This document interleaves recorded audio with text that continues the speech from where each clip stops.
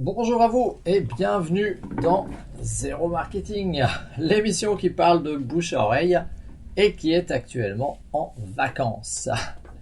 Car nous sommes en vacances et franchement je suis crevé, on vient de rentrer d'un voyage en Allemagne et c'est vraiment pénible leur manie de mettre du gaz dans les bouteilles.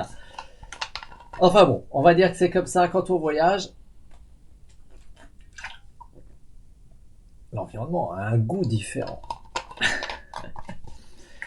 Ce soir, salut James. Décidément, t'es toujours en ligne. Allez, on va faire coucou à James. En ce moment, ce sont juste quelques réflexions parce que oui, en ce moment, je suis en vacances et j'ai vraiment pas l'intention de préparer d'épisodes. Donc c'est Zéro Marketing, l'émission qui actuellement parle sans les découpages en carton. C'est pas plus mal non plus. On va faire toute la saison d'été de cette manière. Ça sera plus cool pour tout le monde. C'est différent, c'est tout, c'est comme ça. Et ce soir, ce que je voulais vous partager, c'est quelque chose qui m'est arrivé durant cette semaine. Parce que là, alors, on va revenir dans le contexte. Si vous arrivez sur cet épisode, c'est que vous ne savez pas forcément ce que j'ai raconté dans la semaine passée. Les Allemands aiment bien les gars, apparemment. Ah oui, ouais, dans l'eau, ils aiment bien, ouais. On va dire ça. Donc la semaine dernière, mon épouse et moi, on était à la rencontre des familles espérantophones. Donc ce sont des familles, des couples binationaux ou des couples mononationaux, comme c'était le cas de ma femme et moi, qui ont décidé de donner 2 langues maternelles ou plus à leurs enfants et qui utilisent l'espéranto et qui du coup créent durant une semaine 10 jours à peu près, un environnement dans lequel on met tous les enfants ensemble avec les familles, on passe des vacances comme ça, salut au bain, et puis c'est sympa, et les mômes jouent entre eux, les adultes discutent entre eux, etc. Et donc nous, nos enfants sont grands, ou ils ne souhaitent plus venir, et le groupe avait besoin de cuistots, donc on s'est retrouvé à faire les cuisiniers, et on s'est retrouvé donc à faire les cuisiniers pour 70 personnes. Ça occupe pas mal. Et donc, on va dire que c'est un milieu qu'on connaît, mais il y a également eu un changement de génération, parce que ceux qui viennent ont des enfants en bas âge. C'est pas vraiment pour les adolescents, et à 15-16 ans, les enfants ne viennent plus. Ce qui est notre cas. Nos filles sont grandes maintenant, elles vont à d'autres événements, elles vont faire leur vie. Et donc nous, on était là un peu comme des prestataires de services. Et dans l'ensemble des gens qui sont là, donc 70 personnes, je me disais, l'an dernier, on avait des clients, par exemple. On avait des clients de nos produits, et des clients de ces produits-là, les Bioméga, les essentiels. Cette année, elle n'était pas là parce que justement, sa fille ne voulait pas venir, parce que la fille d'autres copains ne venait pas, etc. Espéranto obligatoire, durant la rencontre des familles espérantophones, pour une fois dans l'année, ou pour 2 fois dans l'année, on met l'espéranto en langue dominante. Alors, l'anglais est pas du tout présent, pas vraiment. Et nos enfants n'en sont pas venus, non, nos filles sont pas venues. Là, d'anglophones natifs, on avait 4 américaines, enfin 4 américains, une famille d'américains, et des écossais. C'est tout. Donc, c'est plutôt les jeunes qui sont dominants là dans ce contexte. C'était des Allemands, des germanophones, donc eux de temps en temps, ils sont en train de discuter en allemand dans leur coin. Surtout les plus jeunes, ils mélangent allègrement. Donc non, c'est pas la fessée, c'est qu'on reprend tout simplement, on les aide à reformuler les choses telles qu'elles sont, etc. quoi. Bon, ça se passe relativement bien parce qu'on est dans des gens qui utilisent la langue tous les jours. Ça qui est sympa, ce qui pour ma femme et moi était aussi un moyen de revenir dans un usage quotidien de la langue. Ça me fait penser d'ailleurs que, salut Rosanne, l'usage quotidien, c'est exactement pareil que lorsqu'on mène un business. Si tu es dans ton business de temps en temps, tu peux pas devenir bon. Si tu veux devenir bon dans une langue, ça marche mieux quand tu t'en sers tous les jours. Et il n'y a rien de mieux que de s'en servir dans la famille. Et dans ce que je fais qui s'appelle le marketing de réseau, c'est clair que si tu ne fais pas une place au marketing de réseau dans ta vie, tu peux pas devenir bon. Si c'est un truc que tu te forces à faire 2 fois par mois en disant ah oui tiens, il faudrait que je passe des coups de fil maintenant, ça n'a juste aucun intérêt. Parce que c'est pas assez dans ta vie. C'est pour ça que je pense d'ailleurs que le marketing de réseau fonctionne très bien sur des produits qui sont des consommables. des consommables qu'on va utiliser tous les jours. Parce que du coup, on les voit, ils sont là, ils sont présents dans ta vie. Et donc l'an dernier, si je reviens sur cette histoire, donc l'an dernier, on avait une de nos clientes qui était là, mais cette année, elle n'était pas là. Par contre, les Américaines, on était déjà avec elles en 2015 quand on était en Hongrie. Elles connaissent la société avec laquelle on travaille, donc elles nous ont vu reconsommer les produits. Donc elles ont vu que ça faisait partie de notre vie. Et puis, quelque chose d'intéressant, c'est quelle est la probabilité sur 70 personnes qu'il y ait un collègue, qu'il y ait quelqu'un d'autre qui est dans le marketing de réseau sur les 70. Parce que finalement, les gens qui utilisent cette langue, on représente quoi? 0,01% réellement de la population. Presque personne. Les dealers sont bons en marketing de réseau. Oui, c'est une forme de marketing de réseau. Et le marketing de réseau est une forme de deal au sens distribution, c'est vrai. Tout à fait, c'est un réseau de distribution de produits. Donc, il faut s'intéresser aux produits. Donc, des clients et des prospects, oui, il y en a. Tous ne sont pas intéressés dans cet environnement-là. Il y en a qui nous voient consommer les produits et ça ne les rejoint pas. Et on n'y peut rien. Certains ont besoin de nos produits, et on en parlait encore avec ma femme en rentrant.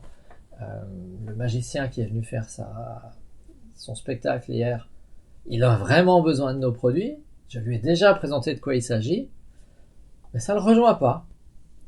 J'y peux rien, c'est comme ça, et je ne vais pas lui en parler à chaque fois que je le vois. Je ne vais pas le tanner ce matin quand il se lève, alors qu'il logeait juste à côté de chez nous. Je ne vais pas le tanner au moment où il part. On se reverra un nouvel an. Une autre rencontre, justement, celle où on rencontre toujours notre prof de jonglage, mais je ne vais pas le tanner à chaque fois que je le vois. Je vais démontrer que moi je les utilise, et puis le jour où lui il se sentira prêt, ben, il viendra vers moi. Ceux qui sont dans ce délire, doivent être intelligents. Alors je vais essayer de voir le commentaire en entier. Un dénominateur commun en tous ces gens, oui, il y a quand même pas mal de gens qui sont, on va dire marginaux, au sens où haut potentiel, que ce soit intellectuel, au potentiel d'être capable de tracer son propre chemin, au potentiel d'être capable de n'en avoir rien à fiche de ce que pensent les autres. Ça, je suis entièrement d'accord. C'est vrai qu'il y a des traits communs. Par exemple, on est bien placé pour savoir que dans l'ensemble des gens qui mangeaient, puisque c'est nous qui faisions la nourriture, on avait à peu près 40 à 50% de végétariens, dont 10% de véganes, donc 70 personnes, 7 véganes, dans les 37 à 40 végétariens sur 70, même des enfants végétariens, et on n'a pas fait tant de viande, et il y a plein de moments où la viande nous restait sur les bras et les légumes avaient disparu. Alors si ça c'est pas un truc qui est un peu marginal, je veux bien être pendu, parce que quand tu prends la population globale française par exemple, t'as pas 30 à 40% de végétariens et 10% de véganes. C'est pas vrai, je veux dire sur une grande masse c'est pas vrai. Là t'as zéro fumeur, t'as presque personne qui possède de télévision, t'as un paquet, si c'est pas 20 à 30% qui vit sans voiture. Donc, effectivement, James, il y a des points communs, c'est celui d'être souvent très en dehors du monde, bonjour Xeris, très en dehors de la normale. Et donc, dans ce tas-là de gens qui sont complètement anormaux, quelle est la probabilité de trouver un autre normal sur un tout autre angle? Puisque le premier angle, donc c'est cette langue construite que j'utilise en famille. Deuxième chose qui, faut être honnête, marketing de réseau, c'est pas un truc mainstream. C'est pas quelque chose que la plupart des gens connaissent. Généralement, ils ne connaissent rien, ou ils ont des idées fausses, et alors s'ils sont consommateurs de produits distribués en vente directe, déjà ça, c'est pas la majorité des gens, mais c'est déjà une grande part, une grande base de clients.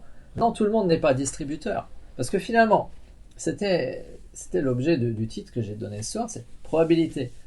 Combien on est à être potentiellement des distributeurs dans ce genre de système? Système où c'est celui qui apprécie les produits, qui décide de le distribuer et qui est rémunéré pour le travail qu'il fait. Un mode de distribution assez simple finalement, qui est du bouche à oreille, rémunéré. Quand vous allez au cinéma et que vous recommandez le dernier Star Wars, vous n'êtes pas rémunéré pour les gens que vous arrivez à faire venir au cinéma. Quand vous avez un produit que vous aimez, que vous le recommandez, vous êtes rémunéré en marketing de réseau à la condition d'être un distributeur actif. quelle est la probabilité de rencontrer un autre distributeur? Eh bien, franchement, j'étais prêt à parier qu'elle était nulle. Et pourtant, je me suis rendu compte, au cours de cette semaine, il y avait une Belge qui était là, que je connaissais un peu moins. Et cette fois-ci, j'ai eu plus le temps de discuter avec elle parce que on était deux à manger sans gluten. Donc, vous voyez, quelle est la probabilité que je rencontre une autre espérantophone qui mange sans gluten et qui fait du marketing de réseau en tant que distributeur? Bah, je peux vous dire qu'elle n'est pas énorme, et pourtant, c'est ce qui m'est arrivé cette semaine. Étonnant, non? Très très étonnant. Bon, moi je travaille avec Usana, elle travaille avec Juice Plus, donc deux sociétés solides qui sont installées sur le marché depuis longtemps, qui sont dans le domaine de la nutrition, toutes les deux. Je connais pas plus que ça Juice Plus et je pense qu'elle connaît pas non plus Usana. C'est pas grave. Ce qui est intéressant, c'est de voir qu'on est arrivé par des chemins différents sur un certain désir d'améliorer sa santé, de consommer les produits, etc. Et finalement, non seulement elle les consomme, mais elle est distributrice et en plus elle se forme. Parce qu'une grande partie des gens qu'on rencontre se plaignent que ça marche pas, mais ils se forment pas.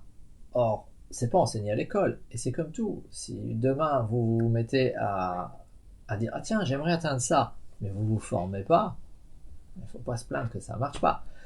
Hier, dans toutes ces rencontres, il y a toujours ce qu'on appelle la soirée internationale, donc Internatia Vespero. C'est le moment où, c'est la soirée d'adieu en fait, où on fait un spectacle. Spectacle produit par les participants. Donc là, on avait pas mal d'enfants qui produisaient quelque chose, et donc on avait Milena qui, à 10 ans, est assez passionnée de Rubik's Cube. On avait une bonne dizaine différents, des triangulaires, des ronds, des machins, des biscornus, des 3-3, des 4-4, des 5-5. Et avec, donc, elle est allemande, avec donc une jeune américaine, les deux de 10 ans, elles sont venues nous présenter des tours de magie avec des Rubik's Cube. Et à un moment donné, Milena, elle est sur la tête, l'autre qui lui tient les pieds, sur une main, et a fait un Rubik's Cube à l'envers. Ok, comment c'est possible qu'une gamine, comme ça, se fasse des tours de magie en Rubik's Cube?